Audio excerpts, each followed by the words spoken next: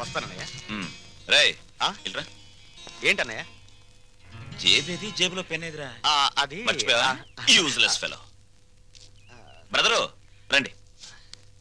ఏంటండి ఇదిగో బారే. ఏంటండి స్పీడ్ గా రాసేయడం కాదు, ఎంత రాసామన్నది ముఖ్యం. All the best. ఏంటయ్యా జేబులో పెన్ లాగేసుకున్నావు? పోలీసుల చేతుల్లోంచి గన్ లాక్కుంటేనే దిక్కులేదు, పెన్ లాక్కుంటే గిజగిజలాడతావేంటయ్యా? అయినా నీ పెన్ ఎంత ఉంటుంది? మహా ఉంటే 10 రూపాయలు. 50 ఇస్తా, నీకేమైనా అభ్యంతరమా? దండమండి. 50కే దండమా? అందుకు కాదు సార్, మీ తమ్ముడికి పెన్ ఇవ్వాల్సిన అవసరం, అది వెంటనే సంపాదించే తీరు చాలా గొప్పదండి. Real you are great. Time కి పెన్ తో కనబడినందుకు నీకు థ్యాంక్స్.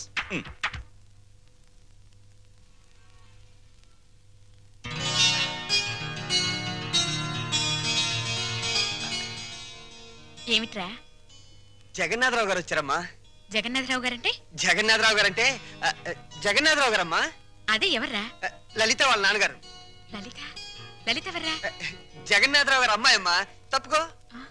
చాలా సంతోషం, కూర్చోండి. థ్యాంక్స్. మీ గురించి నేను చాలా విన్నాను. నా గురించి ఎక్కువ చెప్పుకోవటం బాగుండదు, కానీ మీతో కొన్ని విషయాలు చెప్పక తప్పదు. అవి విన్నాక డబ్బు దొరదే అనుకోండి, లేక నా అభిరుచి అనుకోండి, మీ ఇష్టం. నేను అమెరికా వెళ్ళినప్పుడు అప్పట్లో గాంధీ గారిని 5 లక్షలు పెట్టుకున్నాను. ఇది మన గాంధీ గారి కాదు, గాంధీ గారి బొమ్మని. ఎక్కడ? అమెరికాలో. కరెక్ట్. హాలీవుడ్ వెళ్ళినప్పుడు ఎలిజబెత్ టైలర్ తలపిన్నుని 50,000 పెట్టుకున్నాను. ఇది మాత్రం డబ్బు దొరదండి. Is correct. ఇలా వింత వింత వస్తువులు, విచిత్రమైన వస్తువులు కొనడం నాకు సరదా. అందుకే మీ దగ్గర యాంటిక్ వాల్యూ ఉన్న కుర్చీ ఉందని తెలిసి అది కొనాలని వచ్చాను. ఆ కుర్చీనా? అదే, ఎంత కావాలో చెప్పండి, ఇవ్వటానికి నేను సిద్ధం. చూడండి జగన్నాథరావు గారు, ఆ కుర్చీ మా ఇంట్లో తరతరాలుగా ఉంటుంది.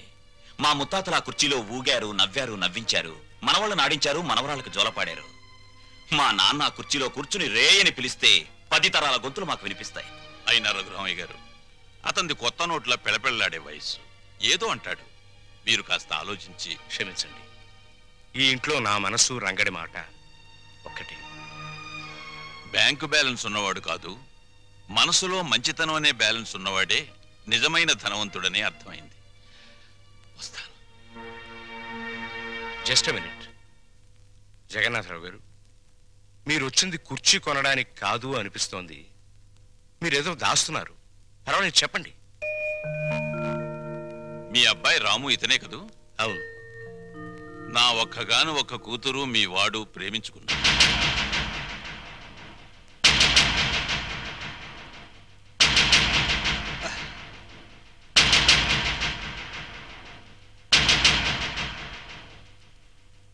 క్షమించండి జగన్నాథరావు గారు, ఇన్ఫ్యాక్ట్ వాళ్ళ ప్రేమ వ్యవహారం నాకు తెలియదు. మీరు ఆడపెళ్లివారు, వాళ్ళ పెళ్లి విషయంలో ఏం చేద్దాం అనుకుంటున్నారో చెప్పండి. వీళ్ళిద్దరికీ పెళ్లి చేస్తే బాగుంటుందని. తప్పకుండా జరిపిద్దాం. కానీ ఒక్క విషయం. ఏమిటి?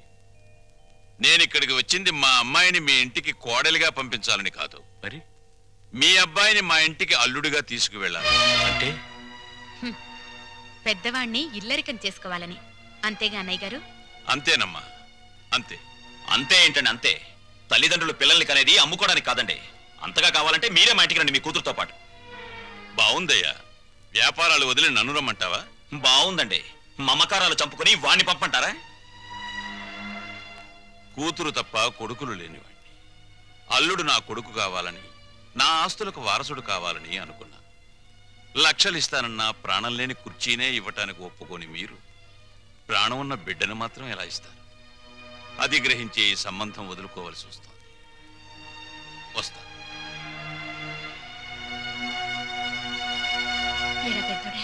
బాధపడుతున్నావా? నాకెందుకమ్మా బాధ? ప్రపంచ బ్యాంకు లాంటి నాన్న, రిజర్వ్ బ్యాంకు లాంటి నువ్వు, బంగారు గనులు లాంటి వీళ్ళు ఉండగా నాకెందుకమ్మా బాధ?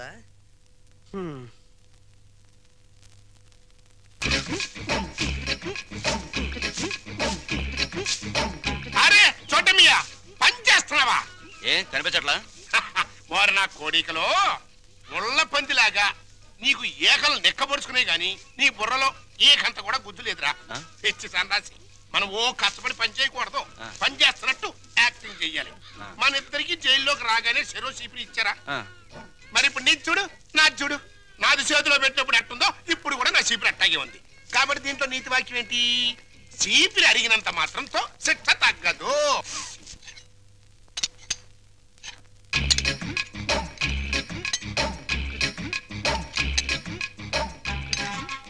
ఏంటా ఎలా వచ్చారు? తమరు ఫుడ్ తింటున్నారా? కాదు, గడ్డి తింటున్నా. ఎంత నీకేం కావాలి? మాకు అర్జెంట్ గా డాక్టర్ కావాలండి. ఏ మీకేం రాగం? ఏం లేదండి. నువ్వు నోరుమూసుకురా, నేను చెప్తున్నా కదా. ఏం లేదండి, వీడి గురించేనండి. పాప వీడికి 2 రోజుల నుంచి ఇది ప్రాబ్లం అనుకుంటానండి. చేత్తో పొట్ట మీద తెగ కొట్టుకుంటున్నాడండి. అంటే కొట్టుకోక అదేంటండి అది? అదిగో ఆ టైప్ లో బయటకు వచ్చిందండి. సరే ఎట్టగో బయటకు వస్తుంది కదా, ఇంకా కొడితే కాస్త ఫ్రీ అవుద్దని మేము కూడా సాయం చేసామండి. అదేంటండి అది? అదిగో ఆ టైప్ లో బయటకు వస్తుంది. ఇంకా పోతే నిన్న పొద్దున్న నుంచి కళ్ళుగా ఓ కక్కేసుకుంటున్నాడండి. అదేంటండి అది? పాయసం. అదిగో ఆ టైప్ లో బయటకు కక్కేస్తున్నాడండి. ఇకపోతే తాళ్ళంటే గజ్జి అనుకుంటానండి. ఇది గోకితే ఇదిగో పులిహార టైప్ లో పౌడర్ రాలుతుంది. జీవితంలో తిండి అంటే విరక్తి పుట్టించాడు. ఇకపోతే నాలిక కట్ అంటవా? ఇక నీ జన్మలో ఫుడ్ జోలికి పోలేవు. That is Paparao. ఇంకా బదరా, నువ్వు మా చెడ్డోడి పడేమియా. బతుకులో బాగుపడాలనుకున్నవాడు నేను మంచోడినా చెడ్డోడినా అని ఆలోచించకూడదని నా కీప్ చెప్పిందిరా. నాకు తెలియక అడుగుతాను, అసలు నీకు కీప్ ఎందుకు? ఎందుకేంట్రా? మన అండర్లో ఉంచుకోవడానికి. ఎద్దులా ఎల్లకాలం బతికేదానికంటే ఆంబోతులా 6 నెలలు బతికితే చాలు. అది మన ప్రిన్సిపల్. ఆంబోతు జైల్లోనే ఉండిపోతే అక్కడ ఆవు బతికేంటి? నా కీపు క్యారెక్టర్ గురించి కామెంట్ చేశానంటే నీ ఏకలు పీకేస్తా. అది ఎవరనుకుంటున్నావురా? కీపులోనే పతివ్రత కీపు.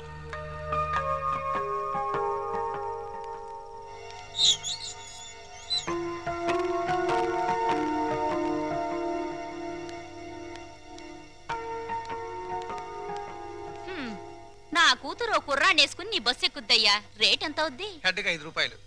ఓ నీ హెడ్, నా కూతురు ఆ కుర్రాడే ఎక్కుతారు, మిగతా ప్యాసింజర్లు ఉండరు. ఇప్పుడు రేట్ ఎంత అవుద్ది? సీన్ అర్థమైంది. వాళ్ళు బస్ ప్యాసింజర్లు కాదు, లాడ్జ్ ప్యాసింజర్లు అనమాట. రైడింగ్లు కూడా ఉండవు. 3000 అవుద్ది. సరే సరే, నీ రేటు నాకు అనవసరం.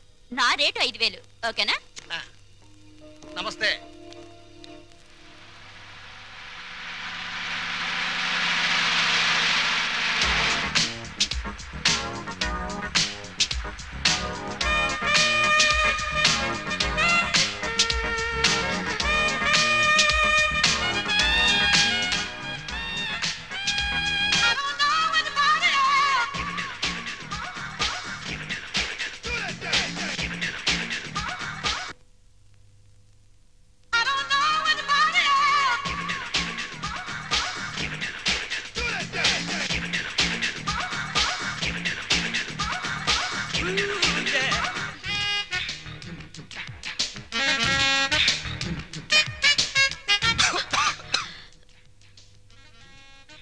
ఏంటిది? నిద్రలో పీక్కుంటున్నాడు. నువ్వు నాకు వరసకి మరిది అవుతావు. కొడుకు లాంటి వాడివి. ఏం తగిలినా ఏమనుకోవద్దు. జింకిల్ జింకిల్ జా సోజా.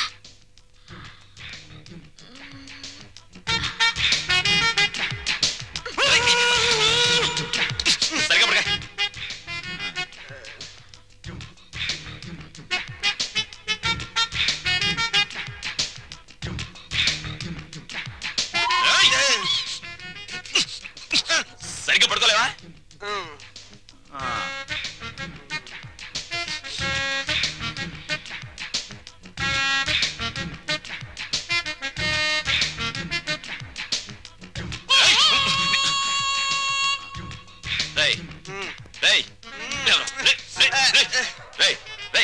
ఏంట్రా ఇది? ఏంటిది? Red line. రెడ్ లైన్ కదా? నీ బార్డర్ అదే కదా?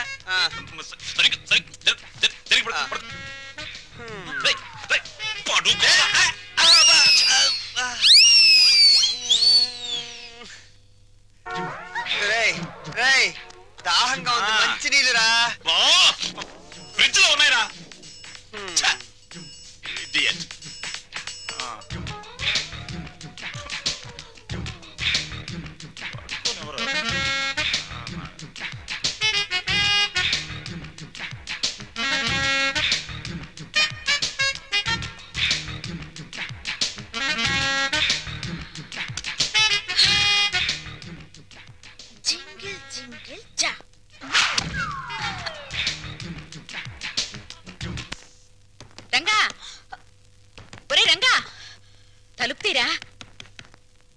రంగా బబ్బబ్బబ్బబ్బబ్బా! రంగా నిన్నేరా ఏమిట్రా తలుపేసుకున్నావు? వీడు బయటికి వెళ్ళడం తెలుసు. అది వరస.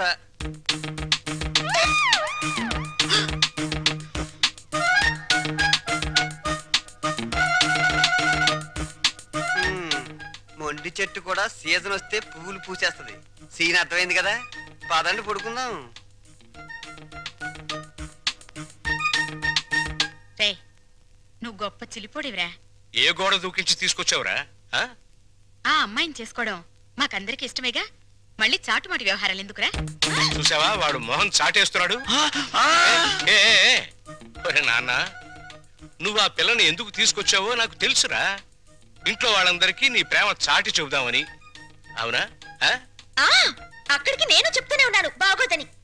అయ్యిందేదో అయ్యింది, రండి వాళ్ళకి దండం పెడదాం, ఓ పని అయిపోతుంది.